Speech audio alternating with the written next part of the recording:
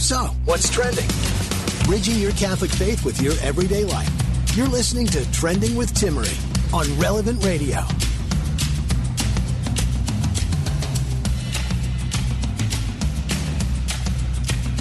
Welcome to Trending. I'm really excited about our conversation that we're kicking off today.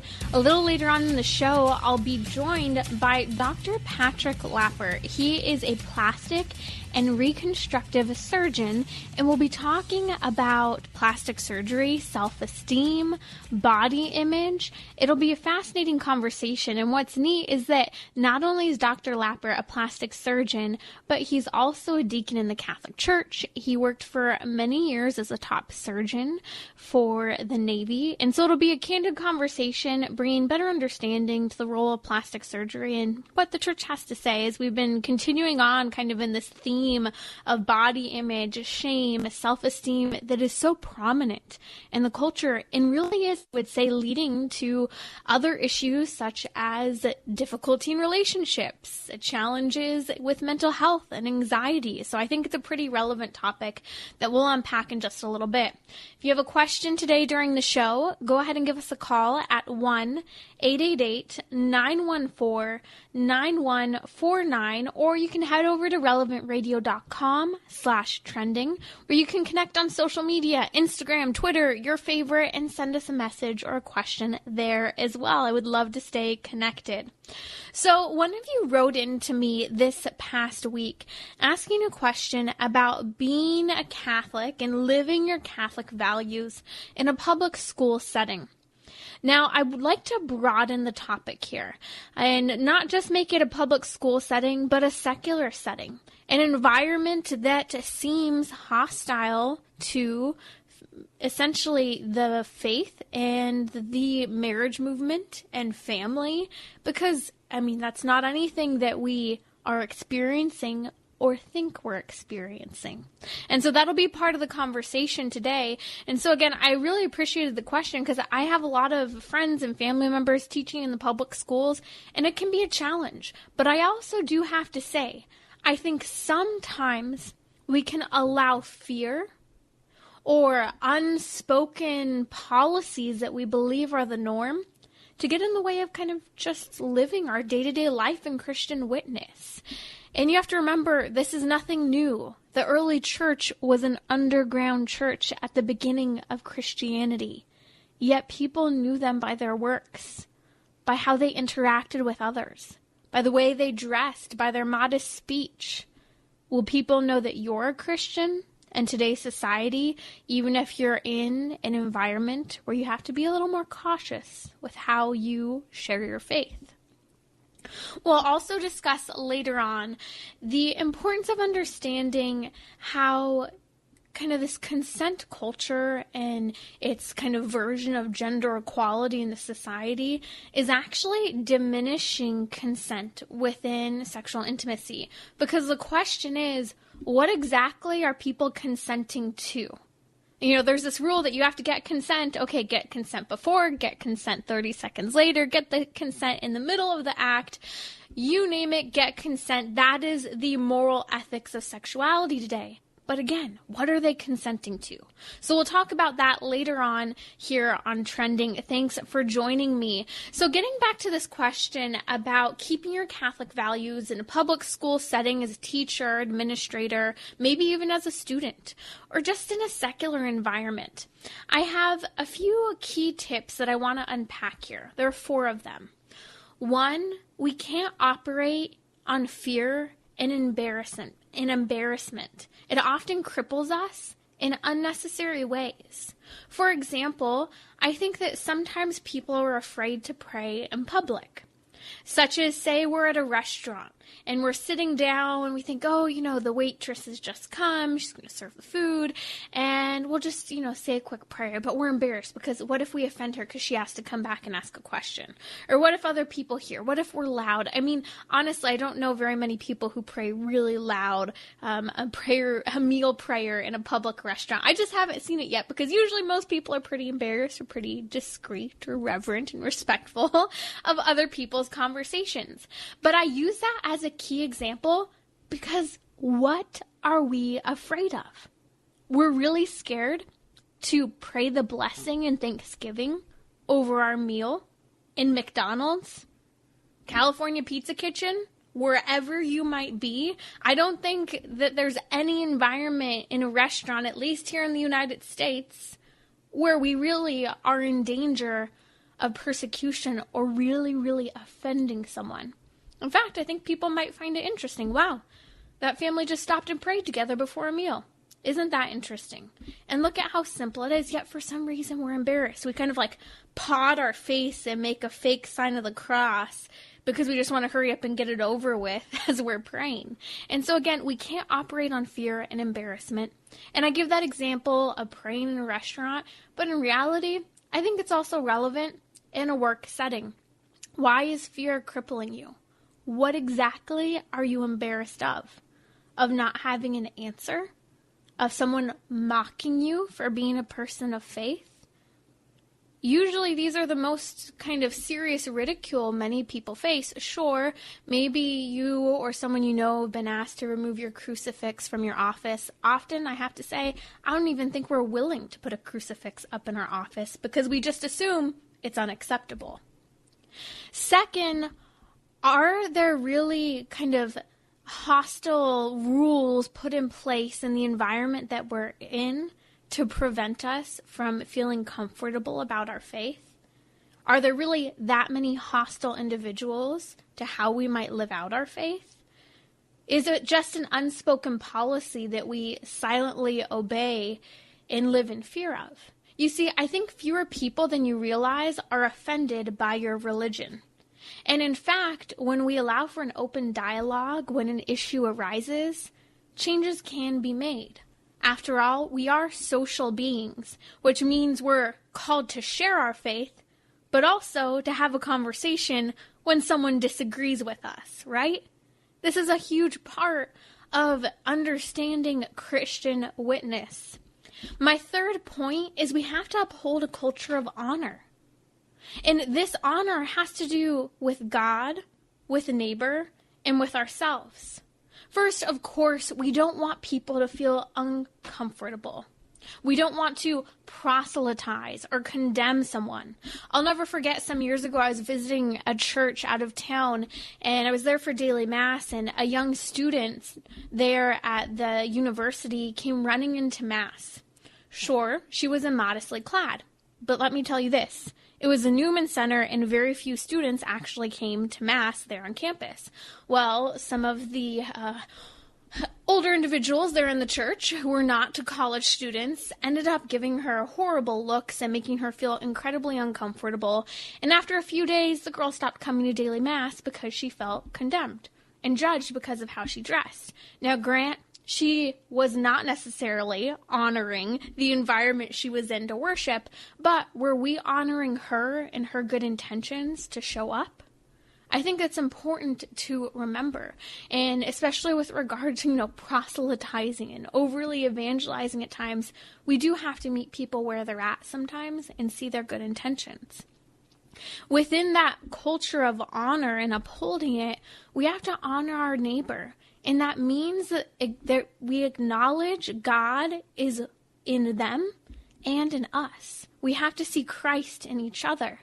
And so that means we have to acknowledge that there's a creation of that human person starting with God, and that person's ultimate fulfillment is also God. So to treat another person as if their beginning and end were anything apart from God is actually an injustice and a dishonor to another human being and ourselves in these various situations.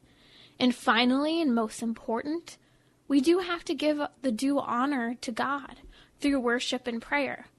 Now, I don't think that's necessarily going to require you to be praying throughout your day out loud in front of all of your colleagues at work or on a campus. But I do think that the spirit of prayer, interior prayer, morning prayer, night prayer, daily mass, whatever your practice of prayer may be, is fundamental to be lived throughout your day. And no one's preventing you from praying. And so as we feel like we're living in this hostile environment in a public setting, maybe we need to reconvict our hearts that that interior change is happening and we're not overly focused on the exterior reality and our circumstances, whether we're embarrassed or maybe we want to do more. And finally, my fourth point here, and I'll just summarize the last few with regard to kind of upholding those Catholic values. The first was we can't operate on fear and embarrassment. Second, we have to realize, are people really offended and hostile? Is there really an unspoken policy? Or are we kind of just assuming that this is the case? Third, are we upholding a culture of honor for self, neighbor, and God?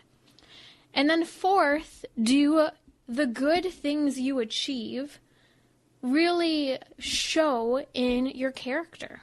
Are you pushing the limits in terms of how you evangelize by your very own witness of how you live your life? I mentioned it earlier.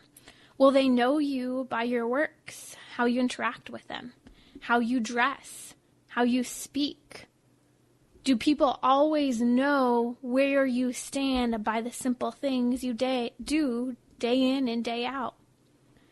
I'll never forget, for a number of years, I was under the employment of an individual who would often make comments to my clients that I was different whenever she worked with them. And it was supposed to be a really offensive comment, and I always found it really funny that she honestly couldn't say anything else.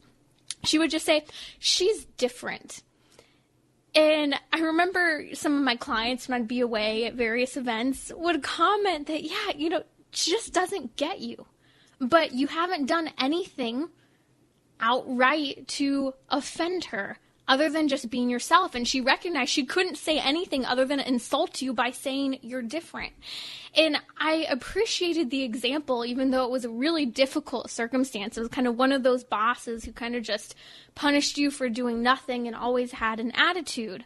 But how we endure those situations can say a lot about our faith and who we are.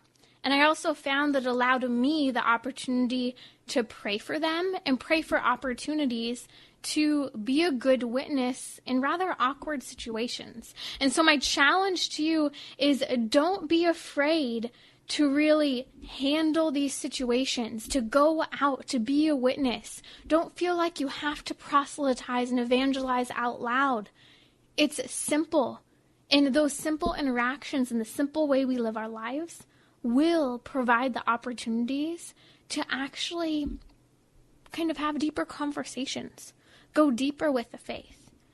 How you interact with others might lead you to not be so afraid by if someone asks something of you about, well, you have a crucifix here. And if you have had that experience where you've been challenged, or maybe you've even found a way where people have been criticizing your faith, I would love to hear your story, the good story of how you handled that situation.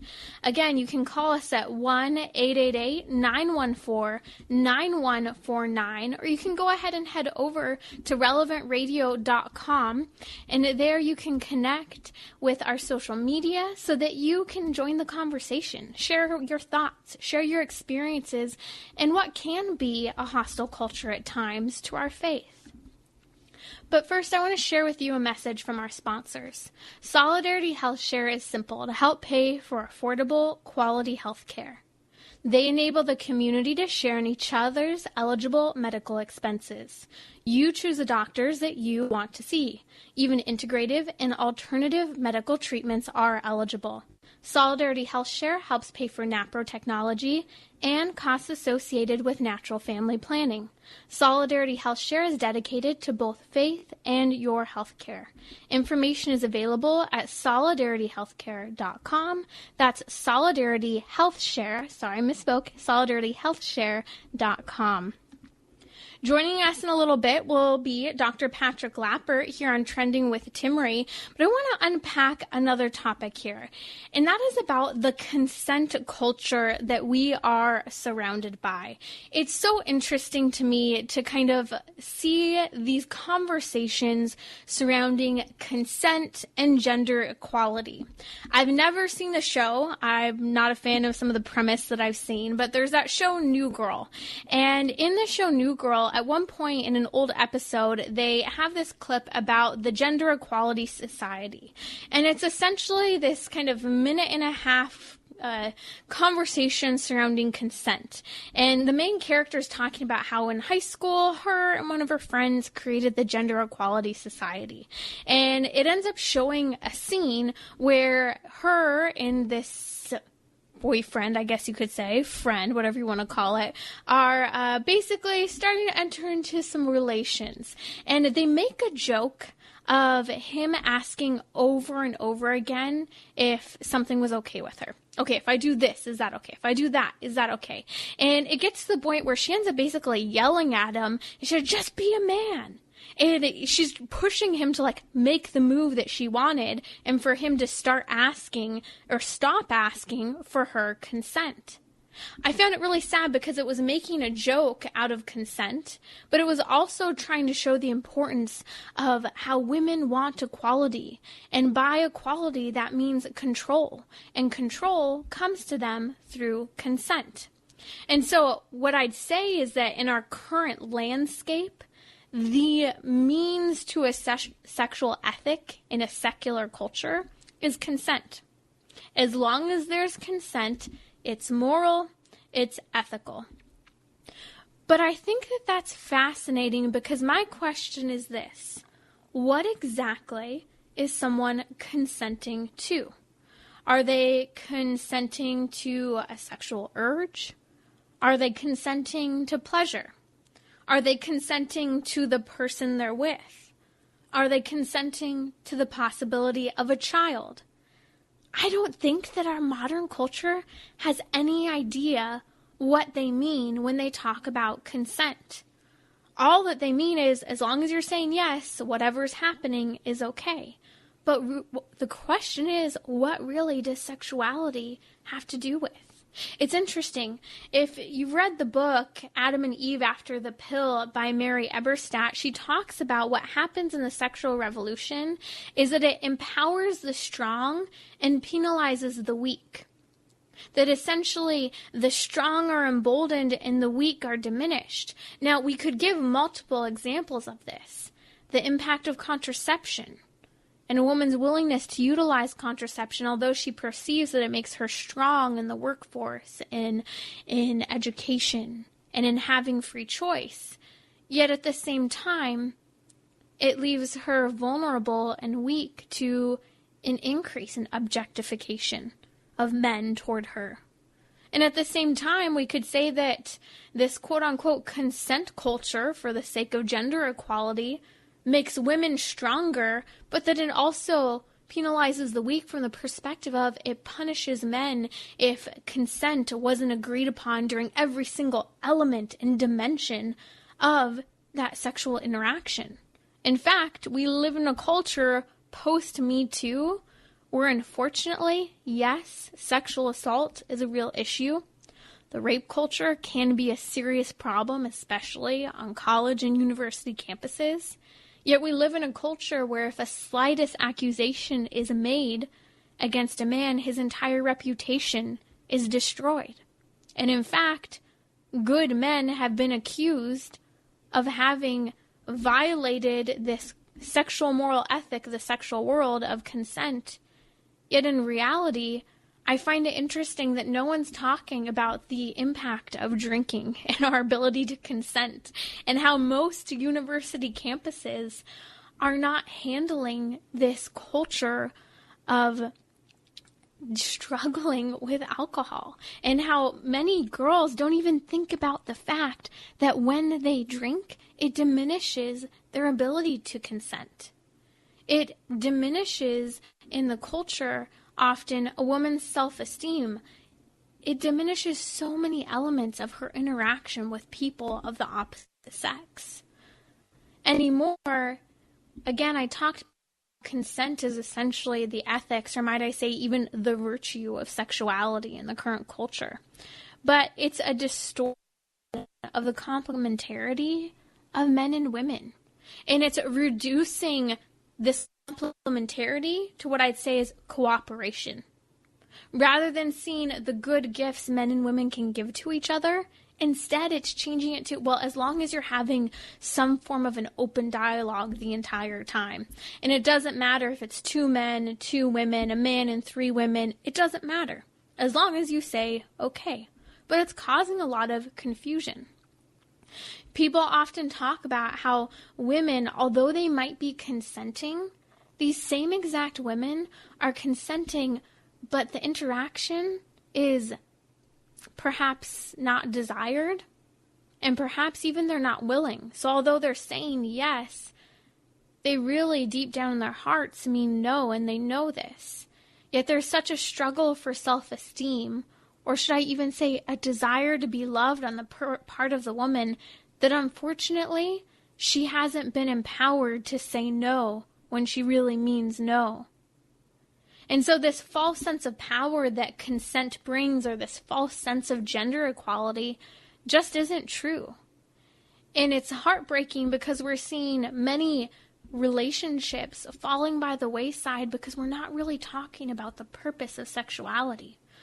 We're not talking about how really the virtue of a sexual ethic is chastity. That is faithfulness to your vocation. And how sex is meant for marriage, what a novel idea. Why would it be meant for marriage? Because when consent happens, it happens at the altar. And from that point on, there's an understanding of fidelity and permanence in the relationship that protects the man and the woman.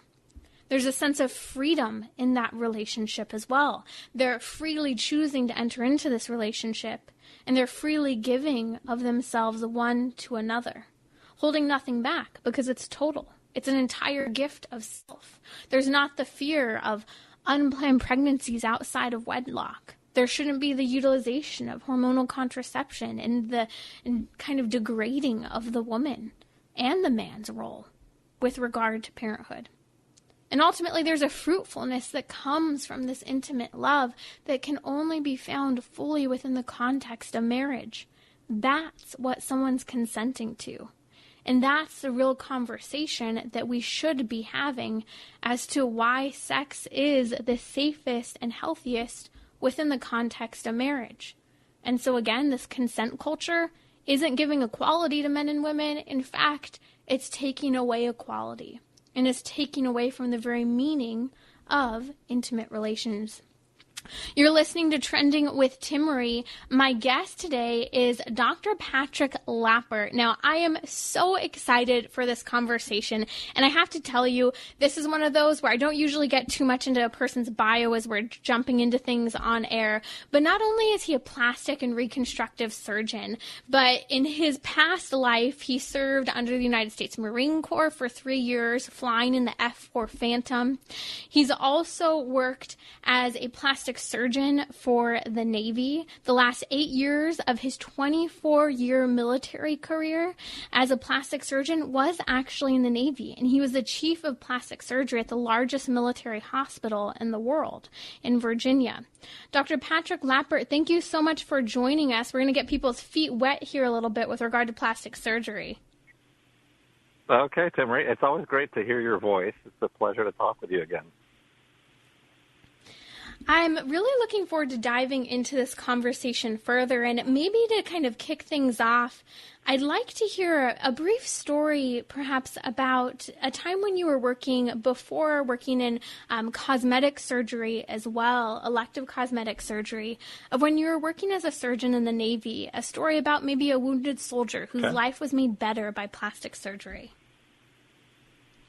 Okay. Well, a great example would be a Marine that I took care of who, during amphibious assault exercises, as he was stepping out of the amphibious landing craft, the gate of the landing craft crashed down on his leg and created a horrific wound that required a complex, what we call microvascular flap reconstruction. So the goal of that was to salvage his leg, salvage his foot, and get him back into active service. So that involved, a period of time in the hospital, some complex surgery, rehabilitation. That would be a fairly typical example of reconstructive surgery in the military. That's a great example. We're going to unpack more of these different types of plastic surgery that are done and relate it to issues of self-esteem and body image in the culture. We'll be right back with Dr. Patrick Lappert. We're talking about what you're thinking about. You're listening to Trending with Timmery on Relevant Radio and the Relevant Radio app.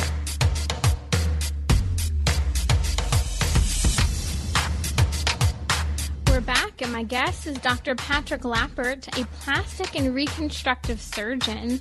We'll also dive into more of the conversation about him and his experience, because he's also a deacon in the Catholic Church. So, fascinating perspective on plastic surgery. But, Dr. Lappert, you served as a surgeon in the Navy for a number of years, and you were using the example of plastic surgery that helped change a man's life who was wounded and had a vascular flap. And tell us more about his regaining use of his leg. Right. So the difficulty he suffered was that great steel door fractured his lower leg and exposed the bone, and he was in danger of losing his limb altogether. So we used, advanced what are called microvascular techniques to transplant a muscle from his back down to his leg to cover the bones, and then and used special fixation devices to advance the bone to union. And it was a very involved process, which has really become routine now for limb salvage, and certainly has made great advances in these past years of all of the war injuries that we've been taking care of. So, but he's an excellent example of what reconstructive surgery is about, looking at the nature of the injury, looking at the nature of the part, and what it's called to, how it's called to serve the person. Obviously, in this case, to be able to walk around unimpeded by your injuries is the key. But that's the nature of reconstructive surgery. Define the defect, define how it serves the person to reconstruct them, and then find the best possible way to do the reconstruction. So, let's actually discuss the purpose of plastic surgery a little bit more. I know you and I have had a very candid conversation about what top and bottom surgery is in the midst of this crazy transgender movement, and I actually tweeted a link to that episode a little earlier. It was probably, Dr. Lappert, one of the most difficult conversations I've had to hear, but we need to really understand what we're talking about when we're talking especially about minors having sex change surgery. So let's talk about the functionality and ultimately the goal of happiness that plastic surgery is meant to build. Well, true plastic surgery, reconstructive surgery, is probably the oldest form of surgery, because there was a time when you could not operate inside people's body cavities without killing them. So advances in anesthesia have gained us access to a lot of other surgical procedures. But generally speaking, the oldest forms of surgery have been surgery on the skin, the limbs, and so on, and typically after trauma. So plastic surgery has been around. I mean, there are papyrus scrolls that take it back about 4,000 years. But modern plastic surgery really had its birth sort of in the 16th century, a guy named Gaspar Tagliacozzi. But the most important thing to understand about plastic and reconstructive surgery is that true plastic and reconstructive surgery is based upon the nature of the human person. And the nature of the human person, as we Catholics know, is what we call hylomorphic. It isn't a body that is occupied by a soul, and it isn't a soul that happens to be trapped in a body. It's this hylomorphic creature that body and soul together constitute a single nature. And so that gives you insight into the goals of plastic surgery. The goals of plastic and reconstructive surgery is to bring unity and harmony back to the life of the person using the skills that you have developed and that you need to advance. So we make a distinction in plastic surgery between what's called reconstructive surgery, like the example that I gave you, and then what people, I think, mistakenly refer to as cosmetic surgery. I prefer the term aesthetic surgery, because sometimes we do surgery because a deformity is affecting a patient's perception of themselves. And by doing a surgical procedure, you restore a sense of wholeness, because we are aesthetics affects the way we move and act and interact with people. A great example would be a child with prominent ears who's getting harassed on the playground. because he doesn't look like the other children. Fix that with a very simple procedure. Basically takes about an hour, and the child is back to full duty within about a week or so, and he never has to think about the prominence of his ears any longer. What you've done is you've restored function for that child, even though what you've actually done is what would technically be called an aesthetic operation. Remember, aesthetics is about how we feel about what we see. And because we are incarnate creatures, hylomorphic creatures, it's natural to have our feelings affected by what we see. Sometimes we have a distorted view of ourselves, and that leads to distortions in what plastic surgery is doing. But a right understanding of the human person has to take into account the fact that we are hylomorphic, body and soul together comprising a single nature, and truth, beauty, and goodness is what we're called to. And so beauty, in a sense, has an effect on the way we feel about things. So we get wrapped up in it. We get wrapped up in it in very perverse ways. But the very perverse change that's happened recently is this dissociation of the body from the soul, the body from the spirit. And that's where you get into this whole question of transgenderism, that the person can say something like, quote, I'm a boy trapped in a girl's body. What and what does that even mean? I mean, the idea that they dissociate their personhood from their body is in itself a gigantic mistake. And if you nurture that idea, it leads to gigantic surgical mistakes and medical mistakes.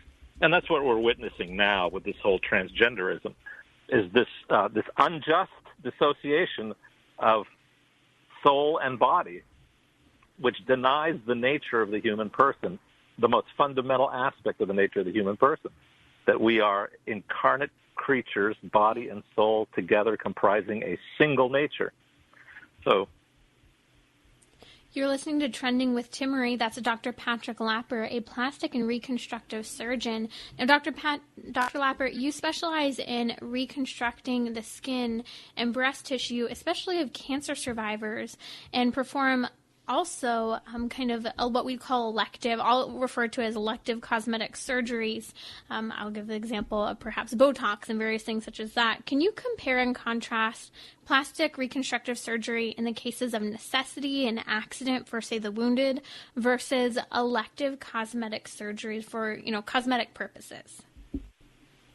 Okay. Well, so again, I prefer the term aesthetic rather than cosmetic.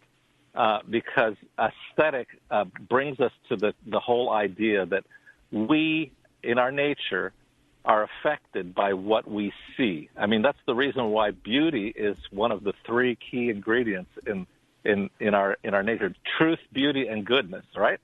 And so, beauty is a reality, just as truth is a reality. And sometimes disfigurements will have a profound effect about how we feel. Now, so in the arena of aesthetic surgery, you can address it sort of by degrees. You can go to great lengths to solve problems, or you can do simple things to solve sometimes very oppressive problems.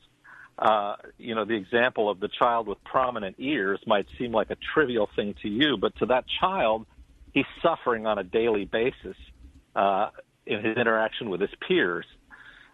So to fix his ears with a simple operation that doesn't put him in any danger, you would consider that quote-unquote cosmetic or aesthetic surgery, right, because it's surgery that's going to affect the way they feel.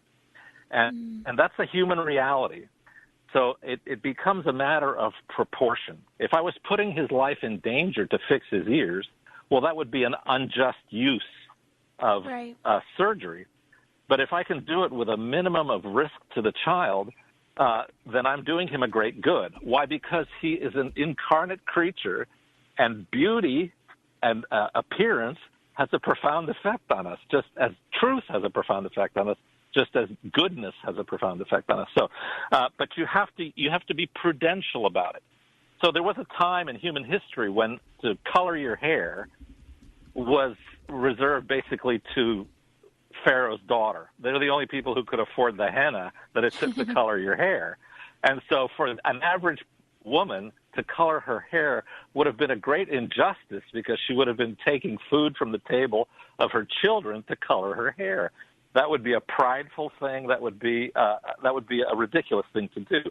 Well, now you can stop off on your way home and pick up some hair coloring and color your hair, and it's no big deal. It's the same procedure, but the relative proportion has changed. You see where I'm going with this? Right. People have started doing this again because of COVID, out of necessity. yeah, exactly. Yeah, and so it's a matter of proportion thing.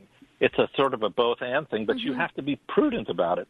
And there are circumstances, however, where people want to change their appearance because they're trying to conceal or they're trying to heal one of the things that we often see in aesthetic surgery is a patient who comes to the office wanting to change something about their appearance, like the shape of their nose. And in the course of the consultation, what you discover is that the patient is hiding a profound interior sorrow.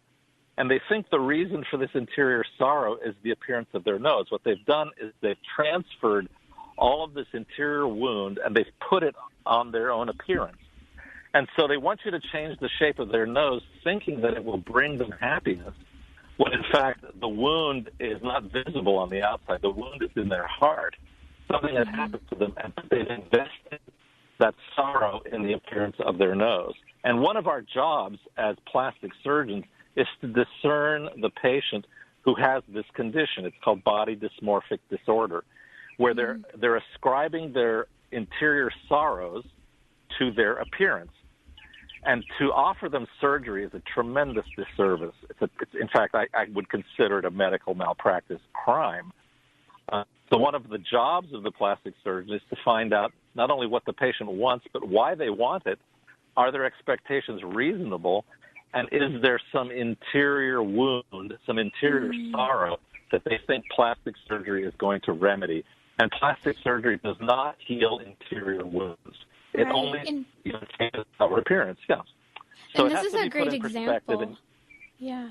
And Dr. Lappert, this is a great example because I was thinking as you were talking about the ear situation earlier, I had a dear friend growing up, and as a young child, he ended up having his ears, at the time they referred to it as being pinned back, where, the ears weren't sticking out as far as you discussed, so a form of plastic surgery. And it was interesting, although it helped for a time, ultimately there was this interior deep wound where he always felt like he just didn't fit in. He didn't belong, and he took that all the way into his adulthood. And so although, the fixing of the ears was one part that helped in some of his interaction, let's say as a child in elementary school, as it moved on, there was still, that gaping wound. And so it reminds me also still of the transgender issue, of these sex changes where people are still having an interior struggle that's so much deeper than what's on the surface of just going and getting plastic surgery. Yes, that's exactly right. Is that people have an interior wound and they're looking for a physical explanation for it, because it's easier to come up with a physical explanation than it is to delve into the depths of your wounded heart. The analogy that I like to bring up is, if you've ever seen a child who's been wounded, say they wrecked their bicycle or something, and they go to the emergency room and they get things washed up, get their tetanus shot, and they get the wound wrapped up, they'll come to someone like me for further care. And, their hand is wrapped in a bandage. Well, the last thing that child wants you to do is to take that bandage off. The last thing that child wants to do is to see that wound that they saw horrified them and gave them this sense of impending doom. They don't want you to unwrap that thing, and yet that's what you must do in order to help them. And there's a similar thing going on in transgender surgery. We have a whole lot of people who have these profound interior wounds, and they do not want to look at those wounds, so they seek a physical explanation. They have a spiritual wound, but they want to give it a physical explanation, thinking if they change their appearance, their wound will heal. And, of course, you cannot heal an interior wound with external surgery. But that's precisely what people are trying to do with quote-unquote transgender surgery. Right. You cannot change somebody's sex. You cannot change somebody's quote-unquote gender. All you can do is turn them into a counterfeit. And of course, one of the things we're called to is truth. And so to affirm somebody in a lie is not medical care. It's taking advantage of a wounded person so that you can have a nice income, but it's definitely not just medical care. I'd like to discuss this in a moment in relation to the pressure that women feel with regard to beauty standards. But first, a message about our sponsors. The Relevant Radio studio line is sponsored by Catholic Order of Foresters. Employment opportunities to become an agent or information about their flexible premium life insurance plans are available at relevantradio.com/Forester. You're listening to Trending with Timmerie. My guest today is a plastic and reconstructive surgeon, Dr. Patrick Lappert, joining us here on Trending. Dr. Lappert, I'd like to talk about this tremendous pressure women have in today's culture. You're not only a plastic surgeon, but a Catholic deacon, a father of daughters. You know well the experience many girls are going through, both young and old, regarding body shame, self-image, self-esteem. Can you discuss the role of elective or aesthetic plastic surgery, as you discussed, in relation to these really difficult beauty standards? Yeah, we're living in a time that is so saturated with imagery. I mean, everybody's constantly online. The life online is very image-driven, and even the way people present themselves to one another is not only image-driven, but the manipulation of imagery to give a sense of beauty, of success, of having arrived. So there's tremendous pressure, particularly on young women, to really look exceptionally beautiful. And of course, part of the problem is that all of these connected devices have these very round lenses that spherically distort what you see. And so a lot of the images need a lot of manipulation to make them look attractive. But so there's this standard that's developed where everybody's living online now, and everybody wants to look perfect, thinking that their happiness lies in that. And what that really is it's a divorcing or an interior divorce between their bodies and their souls. And it leads to some really ruinous things. One of my objectives whenever a patient presents to me seeking aesthetic surgery is to try to discern what's motivating them. What are they hoping to achieve by it? And more often than not, it turns into more of a pastoral visit than a preoperative consultation. A therapy opportunity. Honestly, yeah. I mean, sometimes young women will present to change their physical appearance because they want to be seductive. They want to be seductive with people they don't even know. More commonly, women come for aesthetic procedures to overcome some effect of time, pregnancy, what have you, that causes them to be very self-conscious when they're trying to buy clothing or something like that, or they're actually, physical problems of symmetry and things like that you can solve with simple procedures. But you're always weighing risk versus benefit and then trying to understand the motivation of the patient. If the patient is looking for perfection, I generally tell them that I cannot help them with perfection because plastic surgery does not make people perfect. But many people are trying to achieve this perfection, which is an inhuman kind of perfection, and it's a dreadful thing. I mean, I probably spend more time in pastoral consultation than I do planning surgeries lately. You're turning more clients away, it sounds like. You kind of, it's an injustice. It's an injustice to encourage somebody to believe that by changing their appearance, you're going to make them a happy person. And this really does bring up a greater conversation that we will just have to have you back for another time, kind of this discussion about morality in the workplace and how what you do can be very moral, but at the same time there can be ethical, kind of guidelines that we need to make sure that we don't cross over that barrier. And, the gift that your clients have, they're talking to a Catholic deacon as well as a plastic reconstructive surgeon. Let's shift the conversation here a little bit and discuss this in relation to the church's teaching on plastic surgery, the body, and the common good, because I think that it gives a lot of guidance, even though there's not a lot explicitly addressing plastic surgery.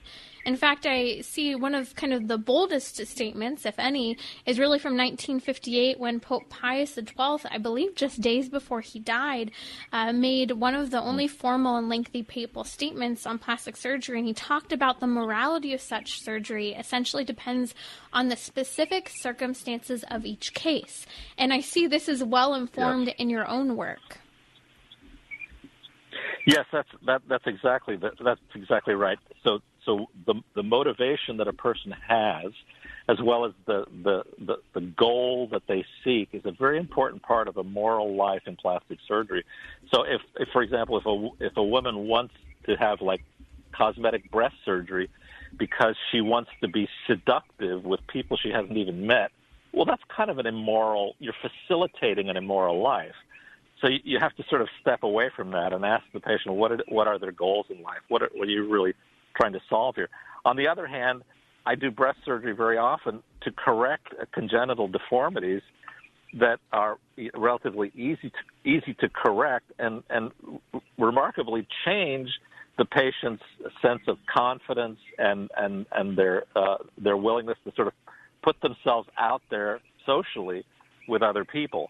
It's a reality. You know, beauty is a reality as surely as truth is a reality, as surely as goodness is a reality. And sometimes there are deformities that are relatively easy to correct. On the other hand, there are people who are seeking after a perfection which is inhuman. That's sort of the Greek god kind of marble statue beauty that can never really be attained. What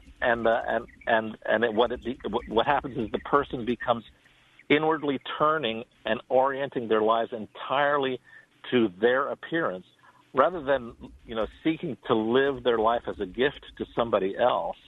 They're seeking to create this impossible beauty that would be sought after by everybody or anybody, and that's kind of contrary to our nature.